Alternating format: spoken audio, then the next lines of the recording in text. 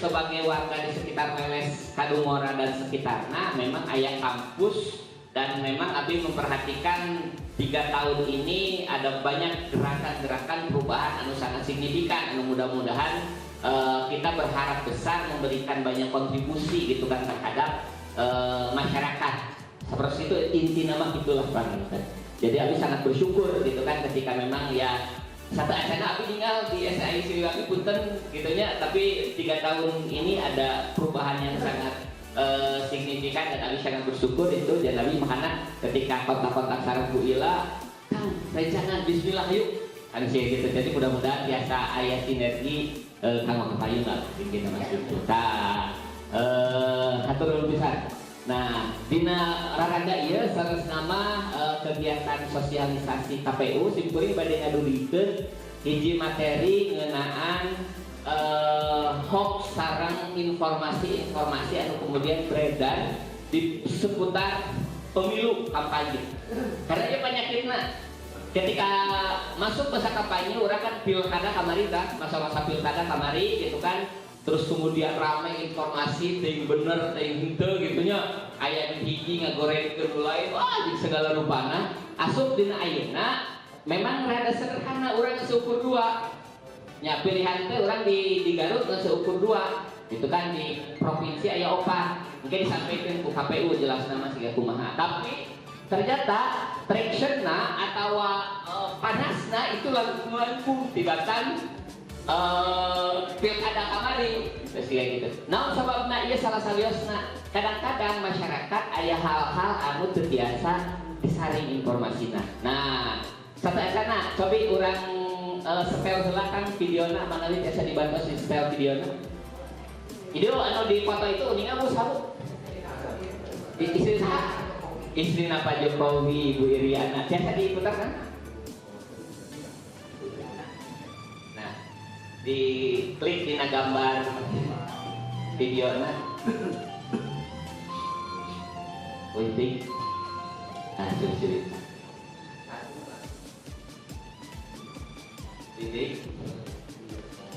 maju nah diklik di videonya di gambar video nah tinggal diklik. Assalamualaikum. Jabatan saya sebagai Ibu Presiden, saya bernazar di akun TikTok pertama saya ini. Barang siapa yang ketahuan follow dan share video ini, saya akan memberikan bantuan untuk masyarakat yang membutuhkan senilai 25 juta. Bukan suatu hal kebetulan, mungkin ini memang sudah menjadi rezeki kamu. Nah, tadi ada informasi gitu. Iya video Bu Iriana nya, leres. Nah, Ibu persantren kita kira. Karena persantren, Ente, pesantren teh. Kumaha cara ngabuktikan anak orang ieu teh informasi teh bener atau ente? Kantos napi teh video ieu. Kantos. Oh, keningnya. Nah, kening. Kumaha cara ngecekna? Kumaha cara ngecekna ngapastikeun bahwa ieu teh informasi bener atau ente? Nah, cobi Kang lanjutkan, klik. Salah satunya sama-sama median ayah nama tinggal di urang. Assalamualaikum, saya Ibu Iriana Jokowi di akhir bulan masa jabatan saya sebagai Ibu Presiden. Saya bernazar di akun TikTok pertama saya ini. Nah, carana sebenarnya kita cek sasarangan, orang cek sasarangan. Saran teh gampang salah nama ayeuna nya. Posisina teh makana ketika aya informasi naon, gampil buka Mbak Google. Buka Mbak Google, tulis ya, Ibu Iriana membagi-bagi uang 25 juta. Gitu. Nah, tinggal itu hasilnya. Tuh. Nanya. Terus cek fakta. Nah, gitu. Dilanjutkan orang cek fakta. Klik. Tuh. Kita klik salah satu orang cek faktanya. Ternyata sudah beredar sebuah unggahan video itu bahwa faktanya video tersebut adalah tidak benar. Kayak gitu. Nah, aya penjelasan anak. Iya teh betul. Secara pribadi Bu Iriana menyampaikan itu. Leres menyampaikan itu nama. Menyampaikan bahwa Andirna akan membagi-bagi Wah, tapi konteksnya kanggo ruangan siga kieu. Jadi di acara Deskra Nasda seolah-olah kieu lah meureun kasar nama. Dinten ayeuna abdi bade bagi-bagi artos ka ibu-ibu. Ya, warga kecamatan Leles. Nah, disebutkan anu hadir di tempat ini mah disebut kaburu dipotong. Nah, siga gitu, siga nuras. Ya. Nah, lanjut deh, Bu, Kang, orang cobian kan cek video berikutnya. Coba diputar videonya. Halo, assalamualaikum, saya Rano Karno. Alhamdulillah hari ini saya berbagi di TikTok. Bagi siapa saja yang melihat video saya jangan di skip. Mungkin ini rezeki Anda. 20 juta untuk Anda yang sudah follow, tekan tanda hati dan panah. Ini resmi ya, bukan karena politik. Percenten tuh, Bu? Percenten tuh, Bu? Percenten. Oke, nah buktinya. Lanjutkan orang cek. Fakta Halo, orang cek. assalamualaikum. Nah, saminya Rano Karno bagi-bagi uang. Cing orang buka. Nah, hoax video Rano Karno bagi-bagi uang. Lanjut deh Kang, orang klik hiji deui. Nah, klik hiji deui seueur informasina tah. Ieu faktana. Ternyata dina ieu informasi teh cenah Rano Karno sama sekali tidak pernah menyatakan itu. Beda jeung Dokter jeung Bu Iriana. Ieu mah sing hore foto anjeunna, foto Rano Karno gitu kan. Foto anjeunna unggul. Foto Rano Karno diedit make AI. Nganggo AI gitu. Nganggo sineng AI diedit. Ya, dilebetkeun narasina kan ayeuna mah bisa sorangan. Sehingga gitu suara, sehingga seolah-olah leres. Gitu. Nah, ya, lanjut deh Kang hiji deui. Aya informasi hiji deui ieu nu paling kena diperhatikan. Nah, coba di klik. Assalamualaikum, saya Prabowo Subianto, Presiden Republik Indonesia. Saya akan memberi bantuan untuk seluruh rakyat Indonesia, khusus yang sudah follow dan benar-benar membutuhkan bantuan. Saya akan berikan hari ini langsung. Silakan tekan tanda love dan panah. Bantuan akan segera saya berikan. Semoga bisa meringankan perekonomian rakyatku tercinta. Tuh, si ganonya menyebut. Nah, ini pada alasan nganggo sine aing. Iya teh, sine ana stikling. Naon namanya dikliknya Bu. Nah, ya kok. Nah, makanya Bu ayeuna mah dina kesempatan ayeuna gitu kan salah satuna. Sagala rupa informasi asup ka handphone urang. Kadang-kadang urang teu bisa percaya kitu wae. Sanajan eta informasi teh sumpingna di ajeuna. Berita Pak kesel seperti dilayani api-apinya ngomong gak itu nama. Padahal sudah ada aturannya setelah pemilih yang terdaftar baru. Itu sebetulnya beres ya. Lanjut. Berapa calon gubernur? Berapa calon gubernur? 4. Nomor 1 langsung aja Pak.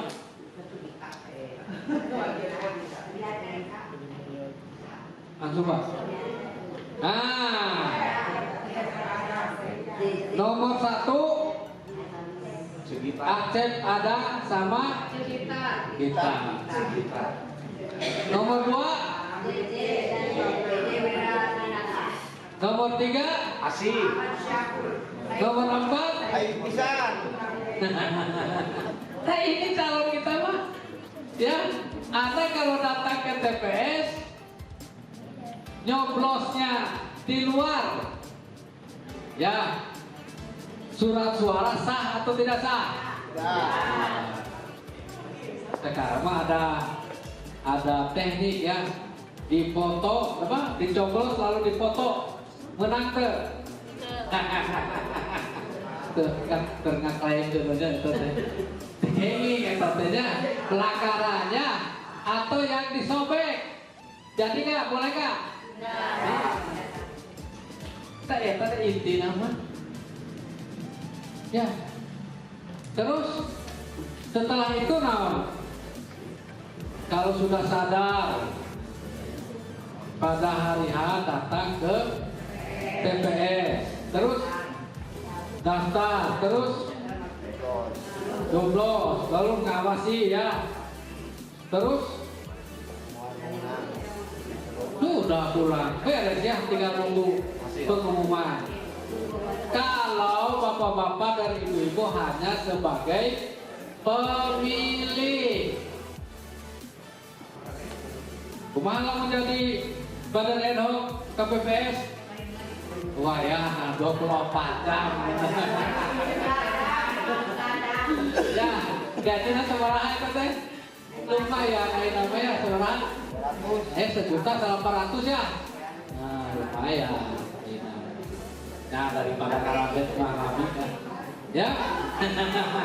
Pasti kan ya, sudah dapat penghasilan kerja 1 hari. Cuma tiap hari ya, kayak begitu. Terus, ini calon-calon, terus. Nah, dari situ ada memang nggak boleh ya, KPU itu menjelaskan visi misinya ya, kan nanti dianggap kita mengarahkan, tidak boleh. Yang jelas KPU itu memberikan pilihan, ada 4 yang menjadi pilihan ibu-ibu dan bapak-bapak. Terus lanjut, balik ke materi tadi.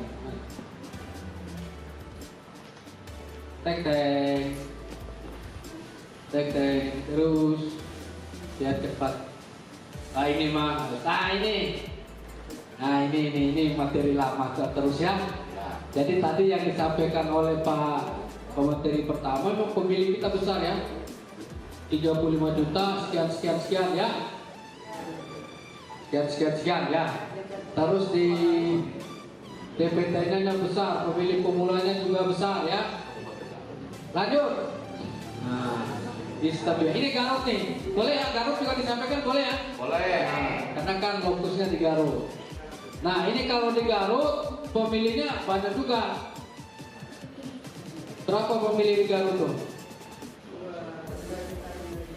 2 juta sekian ya, luar biasa ya, 2.5.168. Lihat datanya, lebih banyak laki-laki atau perempuan? Perempuan. Coba lihat, pemilihnya lebih banyak laki-laki atau perempuan? Perempuan. Coba.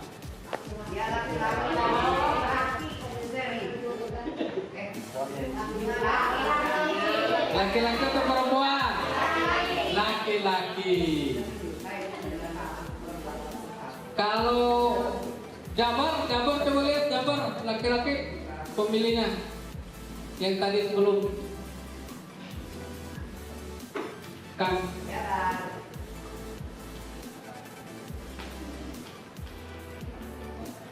Lihat ya pemilihnya.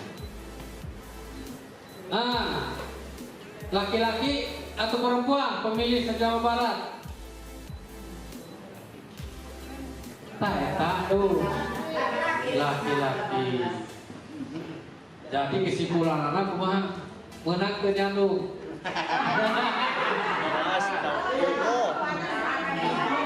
Ingat itu. Iya, jadi kita bukan nyandung. Jadi kalau ada yang nyandung alasannya banyak perempuan, tidak masuk akal. Bukan nyata anak-anak lebih banyak laki-laki. Banyak kuliah di kampus, bukan udah TCF lah tadi kita lanjutin. TCF. Ya, anu kasurnya memang simkuring atas nama kampus di Pasihan tugas itu menyambut kumpul sebagai tuan rumah, tapi itu sabios intinya gitu. Dalam kesempatan ini ya saya sampaikan tadi menguatkan lah intinya partisipasi aktif karena jadi pencerdasan dalam pemberdayaan ke masyarakat. Ibu hadirkan dia mewakili tadi di Samarang, di Kadungora, di Leles, Ini rekan-rekan pemuda dari berbagai elemen, intinya termasuk dari SLB ada. Nah, itu inklusi ya. Jadi kita sering salah ini bahwa SLB atau istilah lainnya anak berkebutuhan khusus atau keluarga berkebutuhan khusus itu sering haknya itu misalnya kurang dihargai atau diabaikan. Padahal itu, nah itu harus kayak ibu kadang sebenarnya bapak-bapak, kita sering salah kaprah. Cuma mengisi celah yang cocok di Kang Junaidi, sudah ini mah pakar atau KPU.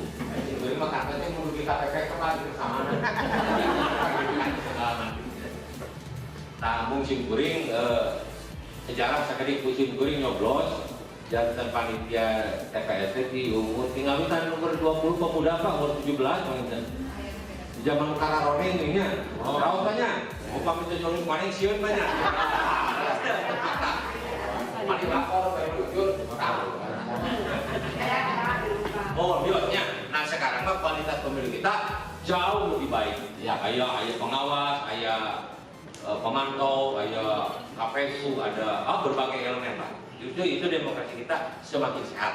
Ya, itu bukti. Nah, tahu tadi bahkan semua elemen Pak, semua elemen termasuk saudara kita yang berkebutuhan khusus itu harus mendapatkan hak dan pelayanan yang sama, termasuk di bidang pekerjaan, keamanan abal itu. Dan nanti ku upami ayat tatanggi, ayat saudara, ayat siapapun yang dianugerahi Allah berkebutuhan khusus, ulah disumput-sumput. Jadi masuk disumput-sumput artinya termasuk dalam pendidikannya, harus banyak. Sokera itu moga itu padahal itu titipan yang luar biasa. Ya.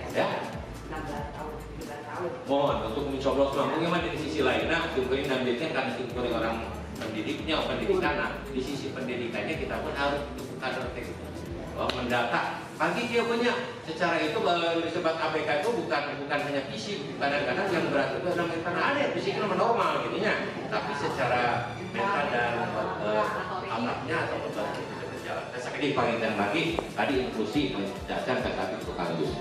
Kedua tadi legitimasi, sekedar kita punya legitimasi. Bu, aku gimana sekedar punya? Tadi bu, tapi sekedar. Kepada saya jenuh, tadi sekedar. Dan kepada bu, paling 2 menit semuanya nih bu. Payun-payun banyak. Nah, karena ini saya mendengar pemilu sambil barangnya mau dicepang hiji bu, pada pulpai pada orang enggak. Kan pemilu sok saling sikat banyak. Oke Kang, kita masuk ke pertanyaan pertama. Menurut Aka, apa tantangan terbesar untuk pilkada tahun ini? Ya, terima kasih. Tantangannya pertama adanya rasa kejenuhan di masyarakat ya, karena mungkin sudah mengikuti pilpres, kemudian pileg. Nah, dan berikutnya memang ada kecenderungan yang tadi ditanyakan juga satu peserta, masih adanya sebagian kecil yang melakukan persekusi, intimidasi, dan hal-hal yang belum sesuai dengan aturan yang seharusnya demikian. Baik Kang, pertanyaan kedua, apa harapannya setelah dilaksanakannya sosialisasi? Oke, harapannya yaitu kepada KPU Jabar khususnya ya, karena kita melihat data bahwa pemilih Jabar itu terbesar adalah generasi Gen Z dan milenial gitu kan, sampai melebihi di atas 50%. Jadi kami harapkan di sisa waktu yang sekitar 28 hari lagi sosialisasi lebih diarahkan pada mereka mulai kampus ataupun sekolah-sekolah ataupun komunitas yang lain, sehingga mereka lebih paham dan merasa tertarik untuk melaksanakan atau menjadi peserta aktif dalam pilkada ini. Baik, pertanyaan terakhir, pesan Bapak kepada masyarakat di pilkada tahun ini. Ya, terima kasih. Pesan saya pada masyarakat seperti tadi sampaikan ya, lebih cermat dalam menerima berita-berita yang bersifat digital ya, hoax, terutama yang terkaitan dengan pemilu ini, juga lebih cerdas dalam memilih, jadi tidak hanya terpaku ataupun terbuai dengan uang yang tidak seberapa, dan kemudian jadilah pemilih yang aktif dan partisipatif, artinya dengan mengajak kepada seluruh masyarakat untuk hadir di TPS pada waktunya. Demikian. Baik Pak, kita masuk ke pertanyaan pertama. Menurut Bapak, apa tantangan terbesar untuk pilkada tahun ini? Jadi tantangan yang paling besar adalah pemilihan serentak ya. Orang harus bersama-sama memikirkan satu kegiatan politik ya yang berkaitan dengan pilkada. Ya. Baik, pertanyaan kedua, apa harapan Bapak dengan diadakannya sosialisasi Pak? Memang pekerjaan yang harus dilakukan oleh KPU itu adalah memperbanyak sosialisasi. Karena sosialisasi itu tidak hanya memperkenalkan ya, tapi dia harus memahami, mengunderstanding. Selain mengunderstanding juga dia bisa mengevaluasi, yang dia bisa melaksanakan.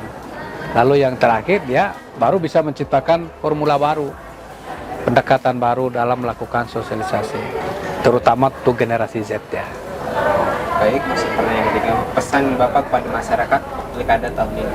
Jangan lupa menggunakan hak pilih ya pada tanggal 27 November 2024. Datang ke TPS tepat pada waktunya.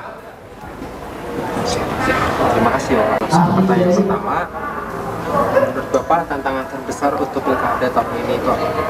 Ya, untuk pelaksanaan pemilihan bupati, calon bupati, gubernur, dan calon gubernur di Jawa Barat saat ini, tantangan terbesarnya adalah tingkat partisipasi dari masyarakat. Karena kita sudah tahu bahwa kita baru menyelenggarakan kemarin pemilihan umum serentak, terus kemudian dan langsung dilanjutkan dengan kegiatan pemilu. Tentu saja ada beberapa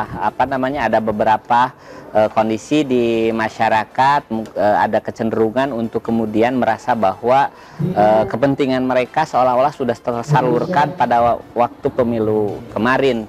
Jadi memang ada itu tantangan yang saya pikir cukup besar kali ini kalau dari jumlah pemilih dan teknis pemilih, karena mungkin jumlahnya lebih sederhana, lebih sedikit dari pemilu kemarin, sebenarnya relatif lebih mudah seperti itu. Baik Bapak, masuk ke pertanyaan kedua, apa harapan Bapak setelah diadakannya sosialisasi pada hari ini? Ya, kegiatan sosialisasi hari ini kebetulan yang kita undang itu adalah beberapa komunitas, terutama di segmentasi tertentu, yang insya Allah yang hadir itu beberapa adalah perwakilan atau ketua-ketua dari komunitas. Nah, harapannya adalah mereka kemudian menjadi penggerak untuk mensosialisasikan kembali kepada masyarakat, baik itu anggota komunitasnya, warga setempat, atau mungkin tetangga sekitarnya, untuk berbondong-bondong kemudian menunaikan hak pilihnya di Pilgub dan juga Pilbub kali ini. Jadi ya mereka sudah cukup teredukasi dan merasakan lebih tahu bagaimana kebermanfaatan dan pentingnya menyalurkan suara ini bisa disebarkan hingga tadi permasalahan yang pertama bisa lebih teratasi.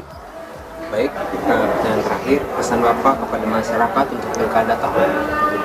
Ya, pilkada tahun ini walaupun hanya sekedar pemilihan kepala daerah, tapi ini pun memiliki peran penting bagi masyarakat, karena kalau seumpamanya kemudian kita tidak memiliki pemimpin yang sesuai dan seharusnya tidak sesuai dengan pilihan kita, kehendak kita, maka ini akan cukup berisiko untuk kehidupan kita 5 tahun yang akan datang. Oleh karena itu pastikan ibu bapak semuanya menunaikan hak pilihnya untuk nanti tanggal 27 November datang ke TPS dan mencoblos sesuai dengan pilihan hati nurani dan hasil pertimbangan yang matang dari ibu bapak. Jangan kemudian terintervensi, jangan hanya karena uang atau sogokan di pemilu nanti ibu terpengaruh, tapi benar-benar hasil pilihan dan pertimbangan ibu dan bapak semuanya. Terima kasih.